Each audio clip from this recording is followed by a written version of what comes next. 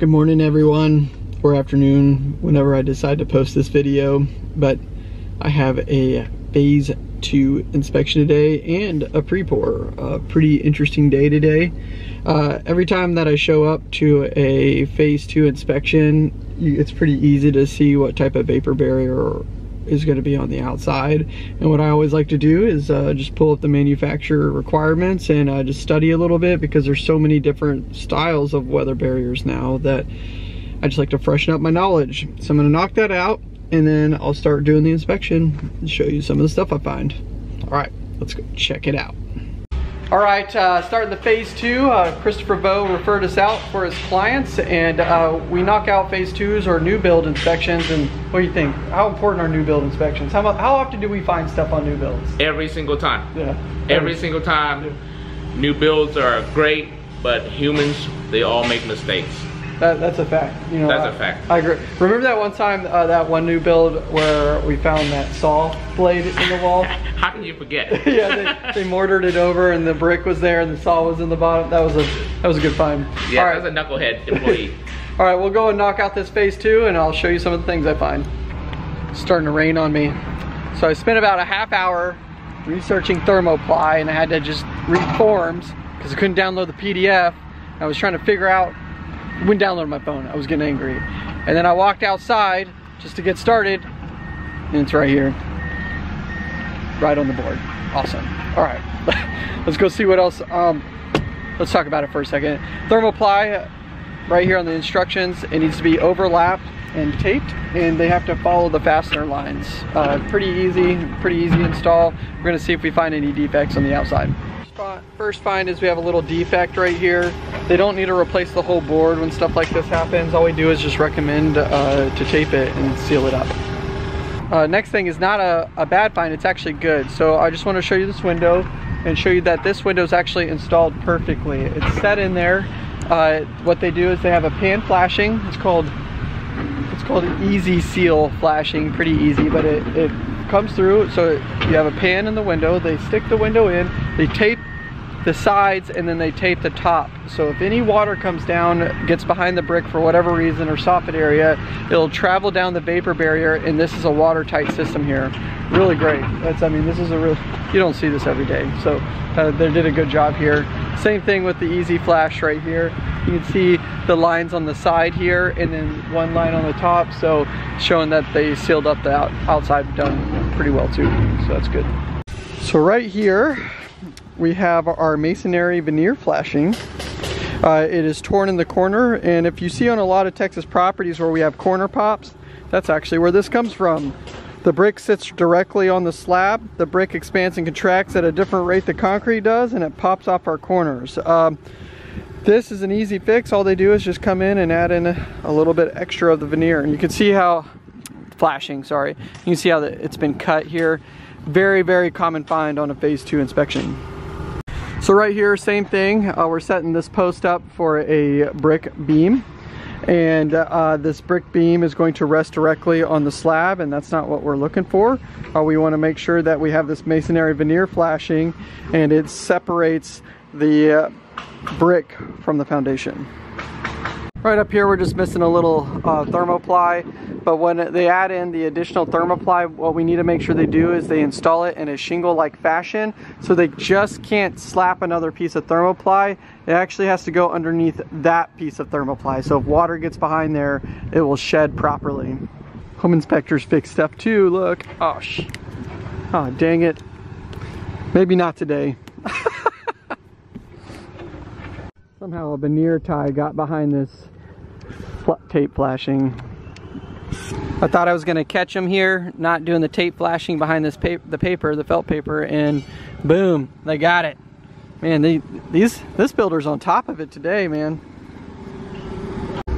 So last 2 finds is outside through the structural sheathing. They put another hole. So what we're gonna recommend doing is they put some tape flashing in place. This will, just in case any water gets down, it will shed. And then through the sheathing over here, we noticed there was a small hole. Again, they can just tape this up too, and that will perform properly. Just showing you this looks really nice right here. You have striker plates protecting the plumbing and the HVAC lines. Coming down, you can see where the gas line is bonded, and an easy place to hang the water heater. And they already set themselves up for drain lines. And look, they even foam sealed the pipes, so another area where more of air can make it in. So that's really nice. As I'm looking on the inside, I can see some daylight, so it's an area where they need to seal the structural sheathing on the outside. Going back to the windows, you can kind of see what I was talking about with the pan flashing. I normally like to see, if there's a wrap, you want to see the wrap coming in here too as well. So the water would come down, roll down, fall into the pan, and protect the wall if it was leaking. But we have structural sheathing outside, so this looks okay. This actually looks really nice. This is actually something I really like to see with the ductwork for the dryer. You know, even better would have been nice for it just to go straight out the wall, but I bet there's some sort of regulation in this neighborhood for that. But there's no bends, there's no turns, it's sealed at the very top. You don't even come close to that 35-foot travel path. So this is nice, real nice, and it's even protected by a striker plate too, which is even better. This is real nice. Check this out. You have a striker plate, all the wires are divided through the top, coming down nicely separated at the wall and headed to the panel box. I mean, really nice setup today. One find that will probably, you know, your client might get worried about is this window here, you know, this window being broken. This happens during the building phases, especially with whenever we're putting up a lot of these builds. Wouldn't stress about that. They're just gonna come in and reset this window. Okay, one of the last finds we found up here was we have a little bit of foot traffic on the roof, so we'll just ask them to replace a few shingles that you can see right here. The granules are already rubbed raw in that area, so easy fix for them, and something I can really look for on the final. I probably would have caught it on the final, but maybe they can fix it before we go out there. So let me head out to that pre-pour. Let's hope I can show you something out there. All right, see ya. All right, I had too big of a lunch. That's actually kind of a home inspector thing. We have a little bit more time sometimes to sit down and eat, and I did that, and I'm being punished for it right now. I kind of need a nap. But anyways, showed up to my phase one inspection, and it looks pretty good so far. I just did a quick small scan. I looked over it. Of course, it's gonna start raining on me. And then I go up there and get the plans, and then I sit in my truck for a minute. I really evaluate the plans a little bit, see what exactly they want, and then I'll start to walk the site and make sure the site matches the plans exactly. Let's go see what I'm gonna go find. Could be anything. Okay, overall this pre-pour is looking pretty good. It matches the plans. There's just one area that I have concerns on, and it's this the beam right here. The beam seems a little low, and in the plans it requires that there be 18 inches of beam below the finished grade. Well, I know the grade's not completely finished over there, but we can get an idea of like 1 or 2 inches. And what I'm gonna do is I have my zip level out. I'm gonna zero it out on the grade, and then I'll drop it in the beam and see if it gets close. Let's see what happens.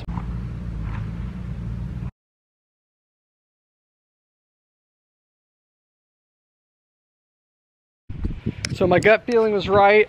Zeroed it out, zeroed the zip level on the finished grade on the outside, and then dropped it in the trench, and I only got 10 inches. And so then I moved it on the outside a few times, zeroed it out again, and in the same spot. So let's say the grade was a little bit higher for whatever reason, or lower, but I got 13 inches. So I got a max 13 inches. So we have 5 inches of missing concrete in this area, which ends up being a lot of support and maybe cause failure in the future, who knows.